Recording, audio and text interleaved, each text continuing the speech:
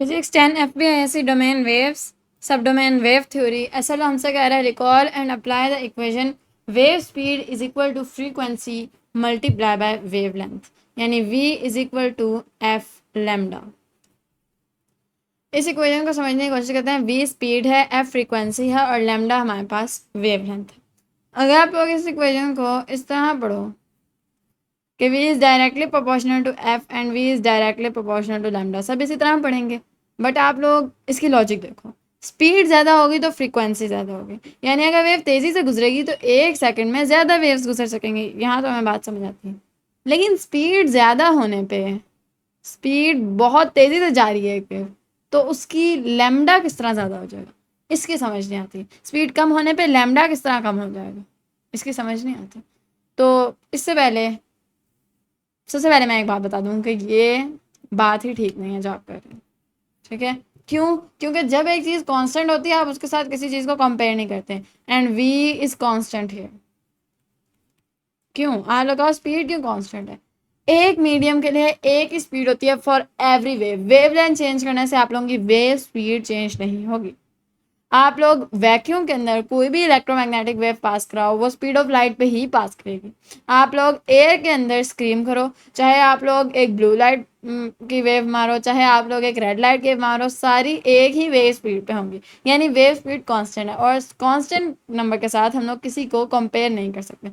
तो अब हम लोग इसे रीअरेंज करते हैं। इसे रीअरेंज करने पे हमारे पास ये वाली इक्वेशन बनेगी। अब आप लोग कंपेयर करो, इसे कांस्टेंट रखते हैं तो आप लोगों के पास ये वाला रिलेशन आएगा and this relation is totally okay. तो यहाँ पे बात समझना जरूरी था कि v इज कांस्टेंट और आप लोग इस तरह इनको कंपेयर नहीं करोगे कि v is directly proportional to f। नहीं, ये रिलेशन निकाला हम लोगों ने। क्यों? क्योंकि v कांस्टेंट है एंड कांस्टेंट के साथ आप किसी को कभी कंपेयर नहीं करते। ये क्वेश्चन हमें समझ आ चुकी है। अब यहाँ पे हम लोग एक कैलकुलेशन ट्राइंगल बनाएंगे ताकि हमें सारी जो हम लोग एग्जाम्पल सॉल्व करें वो सॉल्व करते हुए आसानी हो। तो कैलकुलेशन ट्राइंगल किस तरह बनता है? V F lambda. अगर आप लोगों ने फ्रीक्वेंसी निकालना है तो आप लोगों ने वेलोसिटी बाय लेमडा करना है। अगर आप लोगों ने लेमडा निकालना है तो आप लोगों ने वेलोसिटी बाय फ्रीक्वेंसी करनी है। अगर आप लोगों ने वेलोसिटी निकालनी है तो आप लोगों ने इन दोनों को मल्टीप्लाई करना है। ठीक है, ये हमारे पास बन गया हमारा कैलकुलेशन ट्राइंगल। अब एक दो एग्जाम्पल सॉल्व करते हैं। एग्जाम्पल्स मैंने रैंडमली उठाई हैं। सबसे पहले हमारी एग्जाम्पल हमसे कह रही है कि फाइंडिंग वेव स्पीड, यानी हम लोगों ने वेव की स्पीड निकालनी है।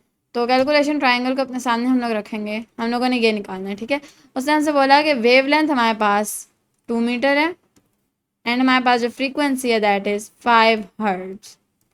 ठीक है, तो हम लोग इनको निकालने के लिए हम 2 मल्टीप्लाई बाय 5 करेंगे, दैट वुड बी 10 मीटर्स पर हर्ट्ज। एम आई राइट? नहीं,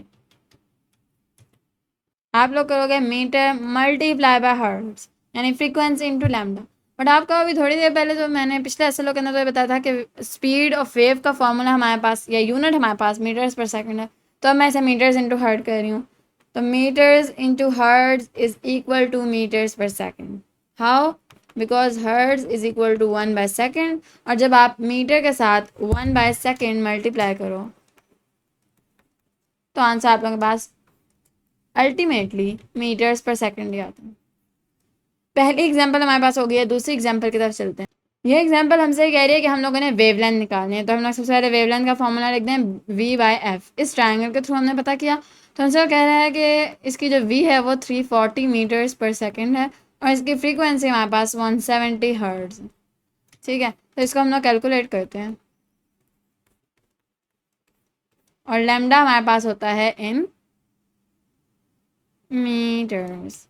तो आंसर हमारे पास आ जाएगा 2 मीटर। ठीक है, एक जो प्रिकॉशन मैंने देनी है, कॉमन मिस्टेक है वो भी आप लोग सुनने कि अक्सर पेपर के अंदर जो आप लोगों के पास वैल्यू है ऑफ योर फ्रीक्वेंसी वो आप लोगों को दे दी जाती है इन किलो हर्ट्ज। ठीक है, अक्सर इन न्यूमेरिकल्स। और आप लोगों के पास जो आप लोगों का लेमडा है वो आप लोगों को सेंटीमीटर्स के अंदर दे दिया जाता है। तो ये करना नहीं भूलना कि आप लोगों ने अपने हर यूनिट को ऐसा यूनिट में पहले कन्वर्ट करना है एंड देन फार्मूला लगाना है।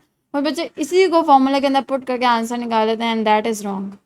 ठीक है, या फिर आप लोग आंसर में भी यही यूनिट सीखो। आप लोग क्या करते हो कि आप यहाँ पे किलो हर्ट्ज लगाते हो, ठीक है, यहाँ पे सेंटीमीटर वाला लगाते हो और आंसर आप लोग लिख देते हो, आंसर के आगे जो भी आप लोगों का आया उसके आगे मीटर लिख देते हो, क्योंकि मीटर पर सेकंड लिख देते हो, क्योंकि आप लोगों को ये लगता है कि वेलोसिटी का यूनिट मीटर पर सेकंड है।